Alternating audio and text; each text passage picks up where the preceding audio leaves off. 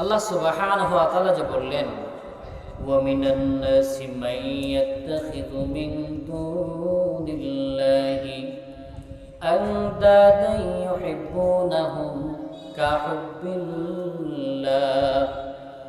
আল্লাহ বলতেছেন, দুনিয়ার মধ্যে এমন এক শ্রেণীর ব্যক্তি আছে, কিছু সম্প্রদায় আছে যারা আল্লাহ সুবহানাহু ওয়া তাআলার সাথে শরীক করে থাকে। দুনিয়ার মধ্যে মুসলিম জাতি ব্যতীত সব জাতি, ইহুদি বলি, বৌদ্ধ বলি, খ্রিস্টান বলি, নাসারা বলি, হিন্দু বলি, সবাই কিন্তু এক স্রষ্টায় বিশ্বাসী না। কিন্তু এক স্রষ্টায় বিশ্বাসী যারা, তারাই কিন্তু হলাম আমরা মুসলমান, আমরা ঈমানদার যারা, তারাই কিন্তু এক স্রষ্টায় বিশ্বাসী না। আপনাদের কোনো দ্বিমত আছে? আপনারা অন্য কোনো স্রষ্টাকে বিশ্বাস করেন?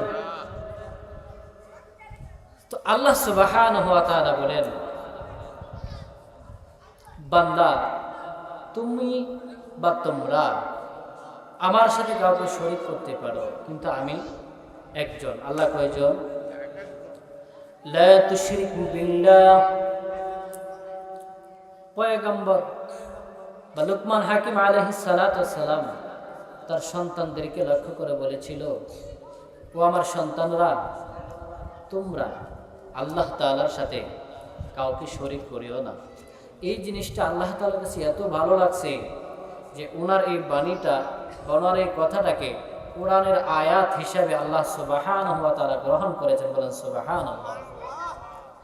আমরা আমাদের ছেলে মেয়েদেরকে দিন বিষয়ে কিন্তু নসিহত করি না, দুনিয়া বিষয়ে নসিহত করি, কিন্তু দিন বিষয়ে আমরা কিন্তু আমাদের ছেলে মেয়েদেরকে নসিহত করি না।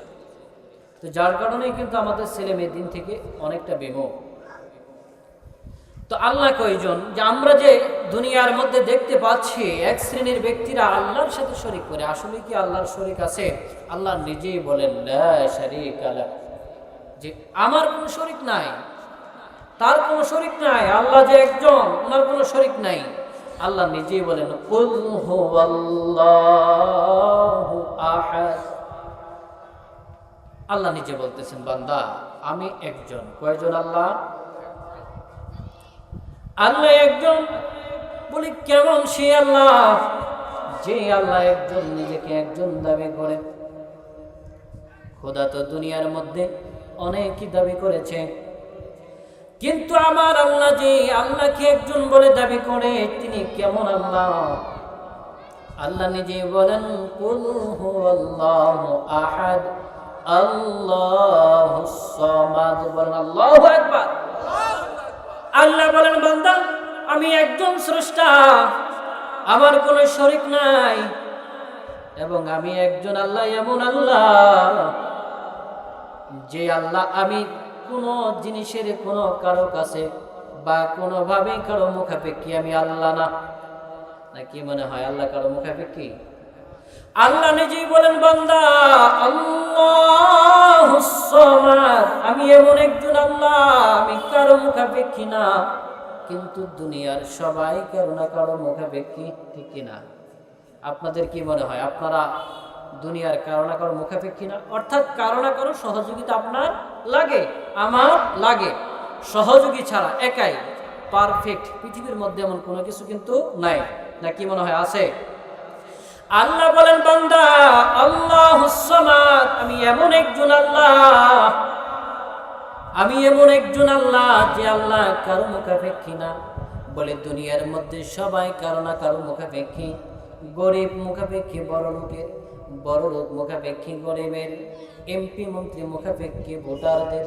নাকি মনে হয় ভোট ছাড়া এমপি মন্ত্রী হইতে পারে? আবার ভোটার যারা, জনগণ যারা আছে, তারা মুখাপেক্ষী এমপি মন্ত্রী চেয়ারম্যান মেম্বারদের। আবার দেখা যায় কৃষক মুখাপেক্ষী কাজের লোক মুখাপেক্ষী কৃষকের, ছাত্র মুখাপেক্ষী উস্তাদের, উস্তাদ মুখাপেক্ষী ছাত্রের। কিন্তু আল্লাহ বলেন, বান্দা আমি এমন একজন সত্তা, যে সত্তা আমি কারো মুখাপেক্ষী না। বলে দুনিয়ার মানুষ কেমন মুখাপেক্ষী? দুনিয়ার মানুষ গরিব যারা আছে, তারা যদি মাত্র 1 মাসের জন্য হরতাল দিয়ে দেয় যে আমি কোন বড় লোকের বাড়িতে আর কাজ করব না, কোন এমপি মন্ত্রীর বাড়িতে কাজ করব না, তাহলে দেখবেন 1 মাস নয় বরং 10 দিনের ব্যবধানে ওই এমপি মন্ত্রী বড় লোকের বাড়িগুলো গোয়াল ঘরে পরিণত হয়ে যাবে। আবার দেখা যায় গরিব যদি কাজকর্ম বাদ দিয়ে দেয় তখনও দেখা যাবে অনাহারে থাকবে, খানা পিনা ভালোভাবে পাবে না। এই জন্য আল্লাহ বলেন, বান্দা আমি এমন একজন আল্লাহ যে আল্লাহ কারো মুখাপেক্ষী না। কিন্তু প্রশ্ন জাগে, আল্লাহ আপনি যদি আমাদের মুখাপেক্ষী না হন তাহলে আমরা ইবাদত কেন করি? প্রশ্ন জাগে না? আমরা আপনার প্রয়োজনে না বা আপনি আমাদের মুখাপেক্ষী না, তাহলে কেন আমরা আপনার ইবাদত করব? ইবাদত করার জন্য এত তাগিদ কেন? বলে, বান্দা তুমি ইবাদত করো সেটা তোমার জন্য, তুমি ইবাদত করো সেটা আমার জন্য না। বলে, কেমন কথা? আমি ইবাদত করি আমার জন্য, সেটা কেমন? বলে, ছাত্র লেখাপড়া করে প্রতিষ্ঠানে শাসন করে উস্তাদে। বলে, উস্তাদ কেন শাসন করে? বলে, উস্তাদের লাভের জন্য না, উস্তাদের লাভের জন্য না, বরং ছাত্রের লাভের জন্যই উস্তাদ কিন্তু ছাত্রকে শাসন করে থাকে। আল্লাহ ডাকে আর বলে, বান্দা তুমি ইবাদত বন্দেগী করবা, এটা তোমারই ফায়দা, আমি আল্লাহর ফায়দা না, বরং তুমি জাহান্নাম থেকে মুক্তি পেয়ে বান্দা জান্নাতে যাবা। এই জন্য তোমাকে বারবার বলি, বান্দা তুমি ইবাদত করো, কারণ আমি জানি বান্দা তোমার সঠিক বুঝ নাই। তুমি দুনিয়ার মায়ায় পড়িয়া, ধন সম্পদের মায়ায় পড়িয়া বান্দা তুমি বিভিন্ন সময় আমি আল্লাহর হুকুম থেকে নৈরাশ হয়ে যাবা। এই জন্য আমি আল্লাহ তোমাদেরকে বারবার তাগিদ দিয়েছি, বান্দা তোমরা একমাত্র আমি আল্লাহ তাআলার ইবাদত করো। এই দুনিয়ার মানুষ আমার আল্লাহ কারো মুখাপেক্ষী না, আল্লাহুস সামাদ, আল্লাহ কারো মুখাপেক্ষী না। বলে, কেমন আল্লাহ? আল্লাহ নিজেই আল্লাহর পরিচয় উঠায় ধরতেছেন, লাম ইয়ালিদ ওয়া লাম ইউলাদ। এমন আল্লাহ যিনি কারো থেকে জন্ম নেয় না, যিনি কাউকে জন্ম দেয় না, তিনি হলেন আমাদের আল্লাহ, তিনি হলেন আমাদের স্রষ্টা। কেমন আল্লাহ নিজেই পরিচয় তুলিয়ে ধরেন, লাম ইয়ালিদ ওয়া লাম ইউলাদ ওয়া লাম ইয়াকুল লাহু কুফুয়ান আহাদ। আল্লাহ বলেন, বান্দা আমি কেমন আল্লাহ, শুনে নাও আমি কেমন আল্লাহ। বলে, আমি এমন আল্লাহ যে আল্লাহর সমকক্ষ দুনিয়াতে কেউ নাই। কি মনে হয় আছে? বলে, কেমন ভাবে বুঝবো আল্লাহর সমকক্ষ নাই? আল্লাহ তো বলতেছেন আমার সমকক্ষ কেউ নাই। বলে, হ্যাঁ, আল্লাহর সমকক্ষ যদি কেউ থাকতো তাহলে দুনিয়ার মধ্যে আল্লাহ তাআলা তৃতীয় লিঙ্গের একটা জাতি দুনিয়ার মধ্যে সৃষ্টি করেছেন। সেই জাতির নাম কি? বলতে পারেন না? তৃতীয় আরেকটা জাতি আছে, পুরুষ জাতি, পুরুষ লিঙ্গ এবং স্ত্রীলিঙ্গ। আরেকটা জাতি আছে না, হিজলা। হিজলার কিন্তু সন্তান নেওয়ার ক্ষমতা আছে। বলে, আমার আল্লাহ বলতেছেন সমকক্ষ কেউ নাই। আমার আল্লাহ নারী পুরুষের দুইজনের সমন্বয়ে সন্তান দিয়ে থাকেন। দুনিয়ার মধ্যে যদি আবার আল্লাহর সমকক্ষ কেউ থাকতো তাহলে হিজলাদেরকে আর হিজলা রাখতো না, বরং তাদের বিকল্প ব্যবস্থা করে তাদেরকেও সন্তান ধারণ করার ক্ষমতা দেওয়া হতো। কিন্তু আজও পারছে এটা? এই জন্য আল্লাহ বলেন, বান্দা না, আমি আল্লাহর সমকক্ষ কেউ নাই। ক্ষমতা দেওয়ার মালিক আমি আল্লাহ, ক্ষমতা নেওয়ার মালিক কে? আমার কথা বুঝেন? একটু আওয়াজ করেন। মুসলমান এমনি তো মার খাইতে খাইতে কাজ শেষ, আরো যদি ঘুমায় থাকেন কইব তো হয়েছে কাজ, এরা ঘুমাই আছে, এদেরকে ঠিক বানায়। এই জন্য আওয়াজ দিবেন একটু। আপনারা একটু সামনে আসলে মনে হয় খুব কষ্ট হবে না। একটু আসেন ইনশাআল্লাহ। তাফসীরের যে মাহফিলের এই মজলিসের বরকতান বা এটার ইজ্জতকে রক্ষা করা হলেও আপনারা একটু সামনে আসেন। আল্লাহ নিজেই বলেন, বান্দা ক্ষমতা দেওয়ার মালিক আমি আল্লাহ, ক্ষমতা নেওয়ার মালিক আমি আল্লাহ। ইজ্জত দেওয়ার মালিক আমি আল্লাহ, ইজ্জত দেওয়ার মালিক আমি আল্লাহ, মানুষের ইজ্জত নেওয়ার মালিক আমি আল্লাহ। আল্লাহ নিজেই বলেন, কুলিল্লাহুম্মা মালিকাল মুলকি তুতিল মুলকা মান তাশা ওয়া তানজিউল মুলকা মিম্মান তাশা ওয়া তুইজ্জু মান তাশা ওয়া তুযিল্লু মান তাশা বিয়াদিকাল খায়র ইন্নাকা আলা কুল্লি শাইইন কাদির। বলেন আল্লাহু আকবার। আল্লাহ বলেন, বান্দা আমি মানুষ যাকে ইচ্ছা করি তাকে ক্ষমতা দেই, আবার যার থেকে ইচ্ছা করি ক্ষমতা ছিনিয়ে নেই। আবার আল্লাহ যাকে ইচ্ছা করেন ক্ষমতা দিয়ে অপমানিত করেন, আবার যাকে ইচ্ছা করেন ক্ষমতা ছাড়াও আল্লাহ তাআলা তাকে ওই কুরের ঘরের মধ্যে বসায় বসায় কিন্তু ইজ্জত দান করেন, ঠিক কিনা? ওই যে মনে তো আছে জানি, হাটহাজারীর সে আমাদের মুরব্বী শাইখুল হাদিস আল্লামা শাহ আহমদ রাহমাতুল্লাহি আলাইহি দুনিয়া থেকে বিদায় হয়েছে। তিনি কিন্তু কোনো ক্ষমতার মসনদে বসা ছিলেন না, কিন্তু আল্লাহ ওনাকে এত মর্যাদা দিলেন, এত মর্যাদা দিলেন, যার নাম সারা বাংলাদেশের মধ্যে ছোট থেকে বড় এক বাক্যে সবাই আহমদ শফি বলে চিনে, আহমদ শফি বলে জানে। ওই ব্যক্তি যখন দুনিয়া থেকে বিদায় হয়, সারাটা দেশ কেমন যেন কান্নায় অস্থির হয়ে পড়েছিল। আল্লাহ বলেন, বান্দা ক্ষমতা দিয়ে শুধু তোমার ইজ্জত অর্জন করতে হবে বিষয়টা এমন না, কারণ ইজ্জত দেওয়ার মালিক আমি আল্লাহ। তোমাকে ক্ষমতা ছাড়াও ইজ্জত দিবেন আমার সেই আল্লাহ। এই জন্য বলেন আল্লাহ ডাকে আর বলেন, বান্দা আমার সমকক্ষ কেউ নাই। কিন্তু আমাদের দেশের বাঙালি মুসলমান এমন কিছু আছে যারা মনে করে সব দিক দিয়ে আল্লাহ পারফেক্ট, কিন্তু সন্তান দেওয়ার দিক দিয়ে পীর বাবার সহযোগিতা লাগে। এমন লোক আমাদের দেশে আছে না? নাই নাই? পীরের কাছে যায় সন্তানের জন্য, সম্পদের জন্য, এরকম আছে না? আমি বলে থাকি, ও ভণ্ডের দল, যদি সন্তান দেওয়ার ক্ষমতা এতই তোমাদের থাকে গো, তাহলে তোমরা হিজলাদেরকে কেন সন্তান দাও না? তোমাদের ক্ষমতা সেই জায়গার মধ্যে দেখা যাবে। কত গণক দাবি করে থাকে আমি ভবিষ্যৎ সম্পর্কে জানি, কিন্তু কয়েক বছর আগের ঘটনা দেখেছি, এক গণক যেই বাসার মধ্যে থাকতো সেই বাসার মধ্যে আগুন লেগে গণকের সমস্ত সম্পদাদি পুরো সারকার হয়ে গেল। কিন্তু এরা আমাদেরকে ধোঁকা দেয় যে ভবিষ্যৎ সম্পর্কে জানে। ওই গণক যে ভবিষ্যৎ সম্পর্কে জানে, তার বাড়ির যে আগুন লাগবে সেটা সে জানলো না। গণকরা অ্যাক্সিডেন্ট করে দুর্ঘটনার সম্মুখীন হয়, তারা সেটা জানে না। বলে এগুলো আমরা যে দুর্বল ঈমানওয়ালা মুসলমান, আমাদেরকে ধোঁকা দেওয়া। তা আল্লাহ হলেন এমন আল্লাহ, যে আল্লাহ পারফেক্ট, কারো সহযোগিতার প্রয়োজন হয় না, যে আল্লাহর সমকক্ষ দুনিয়ার কেউ নাই, তিনি হলেন আমাদের আল্লাহ। বলেন কেমন আল্লাহ? আল্লাহ ডাকেন আর বলেন, আল্লাহু লা ইলাহা ইল্লা হুয়াল হাইয়ুল কাইয়্যুম। আল্লাহ বলেন আমি এমন আল্লাহ, এমন আল্লাহ, যে আল্লাহর লয় নাই, ক্ষয় নাই, যে আল্লাহ চিরঞ্জীব, সেই আল্লাহ হলাম আমি। আল্লাহ বলেন লা তাখুযুহু সিনাতুন ওয়ালা নাওম। বলেন আল্লাহু আকবার। আল্লাহ দেখেন আর বলেন আমি এমন আল্লাহ, যে আল্লাহর ঘুমে ধরে না। ঘুম তো ধরবে দূরের কথা, ঘুম তো আসবে দূরের কথা, ঘুমের ভাবও আমি আল্লাহর শরীরের মধ্যে আসে না। কি মনে হয় আল্লাহ ঘুমায়? এই কথাটা যখন পয়গম্বর মুসা শুনল যে আল্লাহ ঘুমায় না, মুসা নবী আল্লাহকে প্রশ্ন করে, আল্লাহ গো, আমরা ঘুমাই কিন্তু আপনি কেন ঘুমান না? মুসাকে আল্লাহ ডাকে আর বলে, মুসা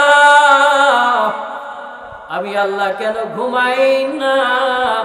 তুমি কি এর জবাব চাওনি? পয়গম্বর মুসা বলে, জানার জন্যই তো প্রশ্ন করলাম। আল্লাহ ডাকে আর বলে, মুসা পানি ভর্তি গিলাস নিয়ে তুমি আমার সামনে উপস্থিত হয়ে যাও। পয়গম্বর মুসা কাছের গিলাসের মধ্যে পানি নিয়ে দাঁড়ায় গেল। আল্লাহ আমি পানি ভর্তি কাছের গিলাস নিয়ে উপস্থিত। আল্লাহ বলেন, বাংলা মুসা এবার তোমার হাতটাকে টান টান করে সোজা করে হাতের তলির মধ্যে তুমি গিলাসটা রেখে দাঁড়ায়া থাকো। পয়গম্বর মূসা এবার টান টান করে তলির মধ্যে গিলাসটা রেখে দাঁড়ায়া রইলেন। কিন্তু 1 মিনিট 2 মিনিট 1 ঘন্টা 2 ঘন্টা কতক্ষণ দাঁড়ায়া থাকা যাবে? একটা সময় ক্লান্তি এসে যায়।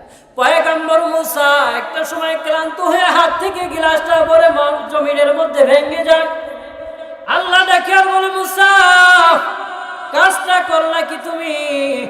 গিলাসটা কেন মাটিতে ফেলে ভেঙে ফেললা?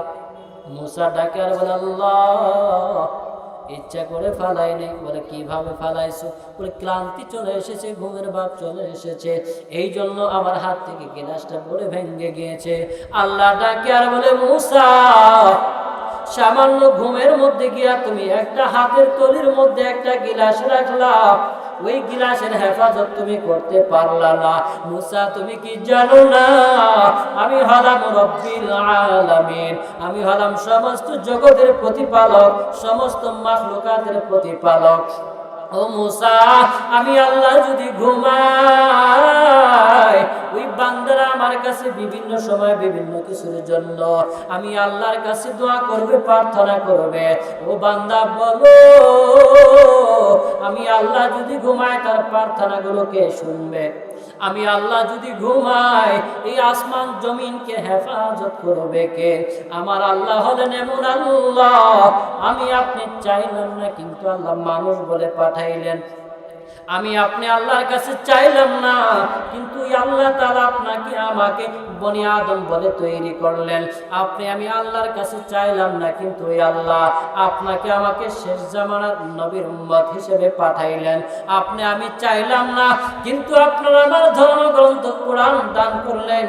আপনি আমি চাইলাম না, আপনাকে আমাকে আল্লাহ কত সুন্দর করে সৃষ্টি করলেন।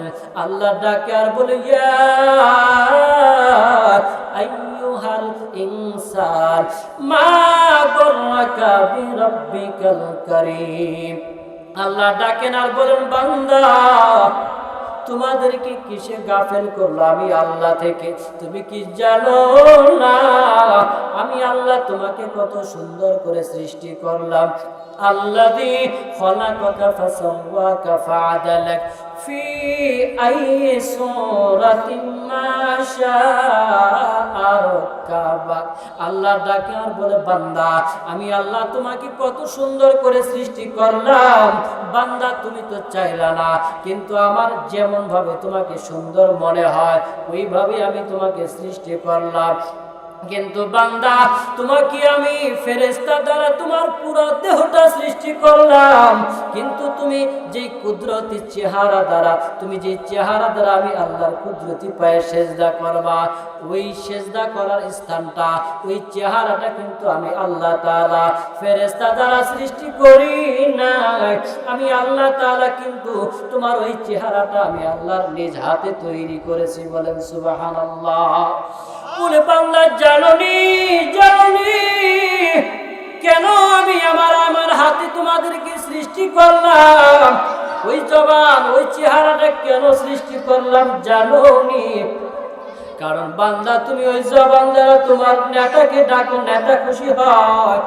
তোমার মাকে মা বলিয়া ডাকো, মা খুশি হয়ে যায়। তুমি তোমার বাবাকে বাবা বলিয়া ডাকো, তোমার বাবা খুশি হয়ে যায়। তোমার বন্ধু বান্ধবের সাথে কথা বলো, তোমার বন্ধু বান্ধব খুশি হয়।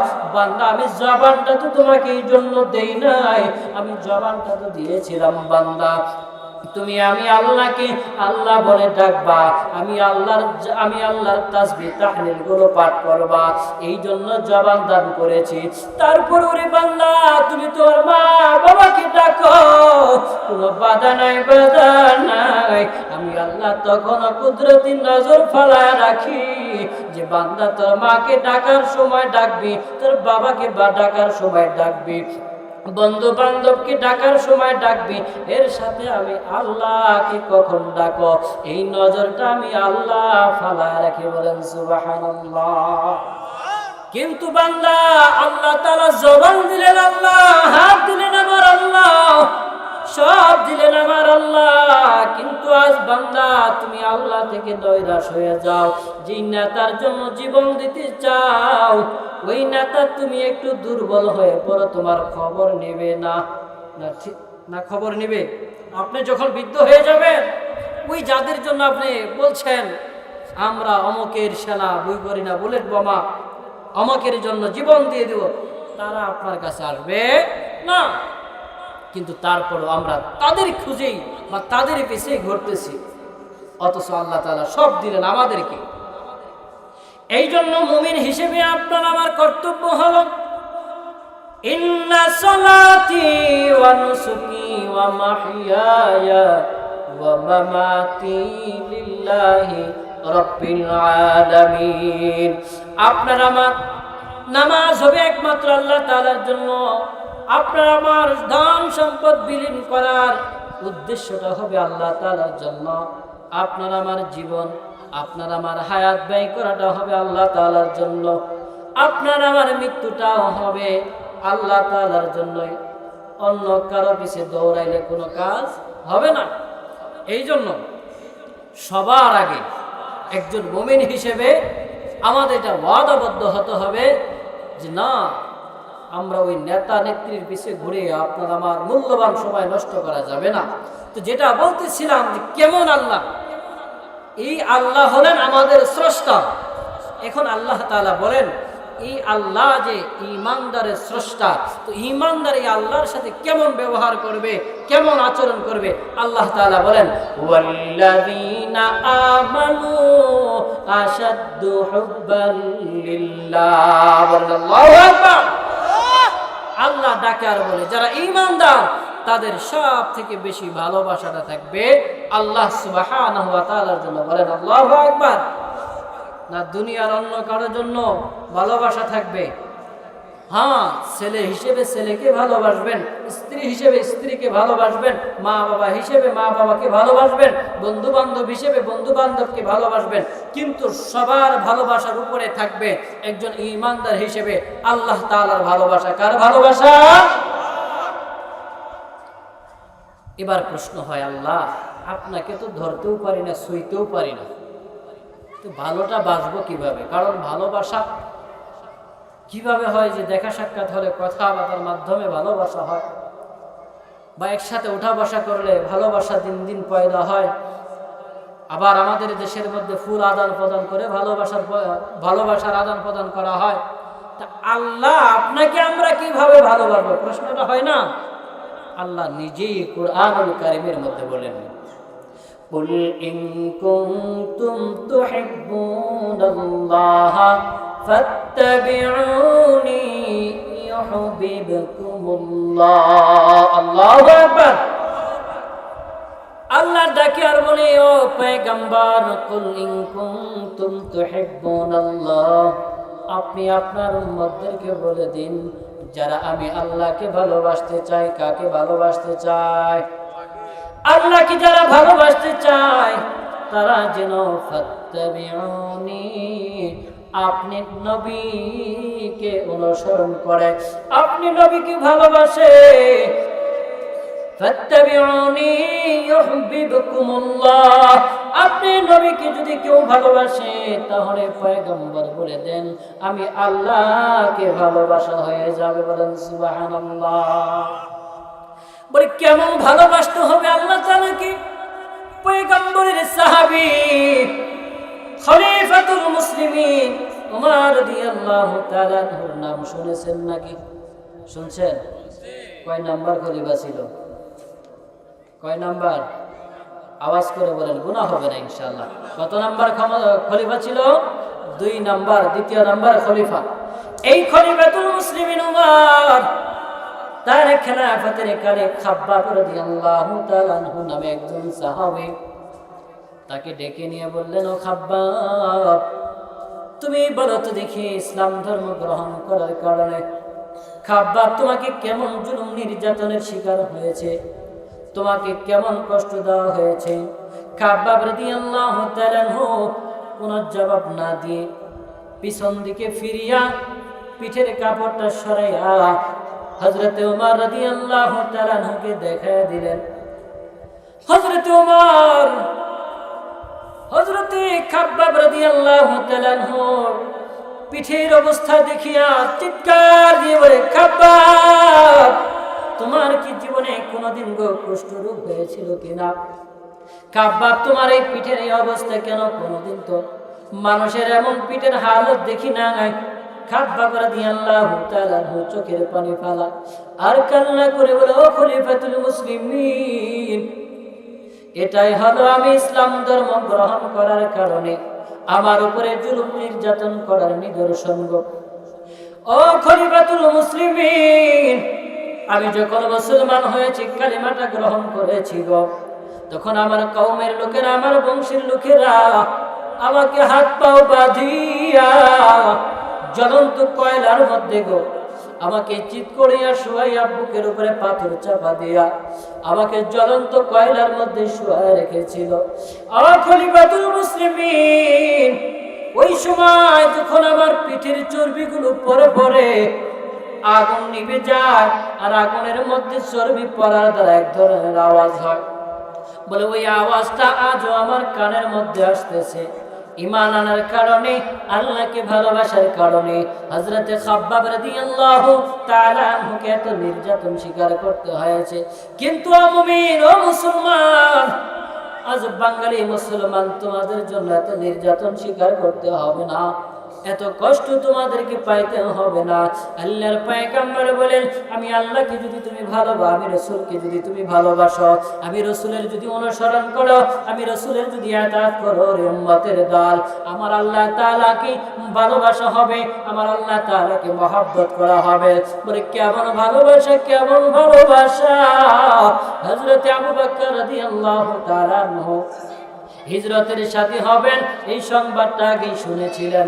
রাসূল করিম সাল্লাল্লাহু আলাইহি সাল্লাম যেই দিন মক্কা থেকে মদিনায় হিজরত করার জন্য তিনার কামরা থেকে বাহির হয়ে গেলেন, এবার পয়গম্বর গভীর রাত্রে আবু বকর তার কামরার সামনে গিয়া ডাক দেয় আর সালাম দেয়, আসসালামু আলাইকা ইয়া আহলাল বাইত। আবু বকর, তুমি বাড়িতে আসোনি? আবু বকর রাদিয়াল্লাহু তাআলা আনহু গভীর রাতে পয়গম্বরের এক ডাকের মাথায় দরওয়াজাটা খুলে দিয়া জবাবে বলে, লাব্বাইকা ওয়া সাদাইকা ইয়া রাসূলুল্লাহ, ও পয়গম্বর, আমি আপনার সামনে উপস্থিত আছি। এবার পয়গম্বর ডাকে আর বলো, আবু বকর, এই গভীর রাত্রিতে সবাই তো ঘুমের বিছানায় গো আবু বকর, কিন্তু এই গভীর রাত্রে আবু বকর, আমি তোমাকে একটা মাত্র ডাক দিলাম, ওই ডাকের সাথে সাথে দরজা কিভাবে খুলে দিলাম? পয়গম্বরের চোখের পানি দেখিয়া আবু বকরের চোখের পানি বাহির হয় এবং আবু বকর কান্না করে আর বলে, পয়গম্বর, আমি জানি আপনার মা নাই, বাবা নাই, আপনাকে মক্কার কাফেররা কত নির্যাতন করে, আপনার উপরে কত জুলুম নির্যাতন করা হয়।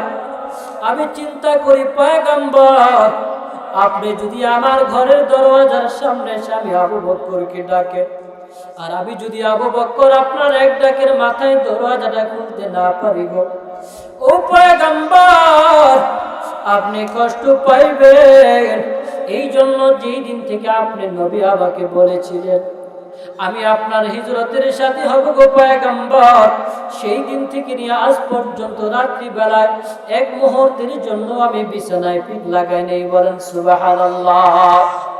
পয়গম্বরের জবাবে পয়গম্বরকে ডাকে আর বলে, পয়গম্বর, শুধু আমি আবু বকর তাই না, আমার মেয়ে আসমা, সেও কিন্তু আপনার অপেক্ষায় প্রত্যেক রাত্রিতে খানা তৈরি করে নিয়ে বসে থাকে। এই সাহাবী আবু বকরকে সাথে নিয়ে এবার পয়গম্বর হিজরত শুরু করলেন। কিন্তু পথিমধ্যে কিছুক্ষণ পর পর আবু বকর সামনে যায় রাসূলের, আবার কখনো ডানে যায়, আবার কখনো পিছনে যায়, আবার কখনো বামে যায়। আবু বকরকে ডাকে আর বলে, আবু বকর, তুমি এমন কেন করতেছো? কখনো সামনে কখনো পিছনে। আবার কখনো ডানে কখনো বামে। কেন গো আবু বকর তুমি এই হালত করতেছ? কেন তোমার কোনো সমস্যা নাকি? পয়গম্বরের জবাবে আবু বকর ডাকে আর বলে, পয়গম্বর, আমি এই জন্য একবার সামনে একবার পিছনে যাই, আবার ডানে আবার বামে যাই, যে আমার যখন ধারণা হয় যে বেঈমানরা আপনাকে সামনে থেকে আক্রমণ করতে পারে, তখন আমি সামনে দৌড়াইয়া পিছন থেকে সামনে চলে যাই। আবার যখন ধারণা হয়, আবার যখন আমার সন্দেহ হয় যে হয়তো ধারণা হয় আপনি নবীকে যে কোনো দিক থেকে আক্রমণ করার সম্ভাবনা আছে, তখন আমি চতুর্দিকে ঘুরতে থাকি। ওই পয়গম্বরের সাহাবী আবু বকর রাসূলকে এভাবে পথ অতিক্রম করে করে করে করে এক পর্যায়ে তিনি এক পাহাড়ি গুহায় আশ্রয় নিলেন। কিন্তু গুহার মধ্যে আর এক করুণ হালত। পয়গম্বরের সাহাবী আবু বকর গিয়ে দেখে ওই গুহার মধ্যে, ওই গর্তের মধ্যে ছোট ছোট ছিদ্রের অভাব নাই। আবু বকর চিন্তা করলেন, এই পাহাড়ি অঞ্চলের মধ্যে তো বিষাক্ত পোকামাকড়ের অভাব নাই। তাই তো আবু বকর চিন্তা করলেন, এই ছোট ছোট ছিদ্রগুলোর মুখগুলো কিভাবে বন্ধ করা যায়। আবু বকরের পরনের কাপড়গুলো ছিল এবং চাদর ছিল, ওই চাদরগুলো টুকরা টুকরা করিয়া ওই ছিদ্রের মুখগুলো বন্ধ করে দেয়। কিন্তু শেষ পর্যন্ত দেখা যায় একটা গর্তের মুখ কাপড় নাই, বন্ধ করার মতো কোনো অপশন নাই। আবু বকর চিন্তা করে আর ধারণা করে, হাই এই গর্তের মুখটা যদি এভাবে খোলা রেখে বসে থাকি, হয়তো বিষাক্ত সাপ এই গর্ত দিয়ে আসবে, বিষাক্ত পোকামাকড় এই গর্ত দিয়ে আসবে। এই জন্য পয়গম্বরের সাহাবী তিনি চিন্তা করলেন, যদি কষ্ট পায় সেটা আমি পাই, কিন্তু পয়গম্বর যেন কোনো কষ্ট না পায়। তাই তো পয়গম্বরের সাহাবী আবু বকর পায়ের গোড়ালি দিয়া সেই ছিদ্রের মুখটা বন্ধ করে রাখলেন। কিন্তু আল্লাহর কি কারিশমা, ওই ছিদ্রের মধ্যে বিষাক্ত একটা সাপ এসে মাথা দিয়ে চাড়া দেয় পয়গম্বরের সাথে দেখা করব বলে। কিন্তু আবু বকর তিনিও বুঝতে আর বাকি রইলেন না, বিষাক্ত পোকামাকড় এসে গেছে, কিন্তু আবু বকর পা তার সরায় না। এক পর্যায়ে সাপ চিন্তা করে, না জানি গো আমি বিশ্ব নবীর দেখা পাবো না। এই জন্য আবু বকরকে বিষাক্ত সাপ ওই একটা বিষ দাঁত বসায় দেয়। আবু বকরের বিষটা আবার মাথায় চলে যায়। এক পর্যায়ে আবু বকরের চোখের পানি বিষাক্ততার কারণে চোখের পানি পয়গম্বরের চেহারা মুবারকে পড়ে যায়। এবার আবু বকরের চোখের পানি যখন পয়গম্বরের চেহারায় পড়ে যায়, পয়গম্বর এবার ঘুম থেকে উঠিয়া আবু বকরকে ডাকে আর বলে, আবু বকর, তোমার কি পরিবারের কথা মনে হয়েছে নি? তোমার কি ছেলে মেয়ের কথা মনে হয়েছে নি? বন্ধু বান্ধবের কথা মনে হয়েছে নি? তুমি কেন কান্না করো গো আবু বকর? আবু বকর ডাকে আর বলে, পয়গম্বর, আমার ছেলে মেয়ের কথা মনে হয় নাই, আমার স্ত্রীর কথাও মনে হয় নাই, আবার বাড়ির কথা মনে হয় নাই। তাহলে আবু বকর তুমি কেন কান্না করো? আবু বকর পয়গম্বরের জবাব দেয় আর বলে, পয়গম্বর, মনে হয় বিষাক্ত সাপ আমাকে দংশন করেছে। আবু বকরের জবাবে পয়গম্বর বলে, আবু বকর, বিষাক্ত সাপে তোমাকে সবল দিল, তোমাকে আক্রমণ করলো, তুমি আমি নবীকে কেন ডাকলা না? আবু বকর ডাকে আর বলে, পয়গম্বর, আমি আবু বকরকে বিষাক্ত সাপে সবল দিছে, এই জন্য আমি আপনি নবীকে ডাকবো ধারণা করেছেন? না না না, আমি আবু বকরের পরিচয় যদি ছিঁড়ে ফেলা হয়, তারপরও আপনি নবীর আরামের ঘুমটা আমি আবু বকর নষ্ট করব না। বলেন সুবহানাল্লাহ। এটা ছিল সাহাবা ইকরামের ভালোবাসা।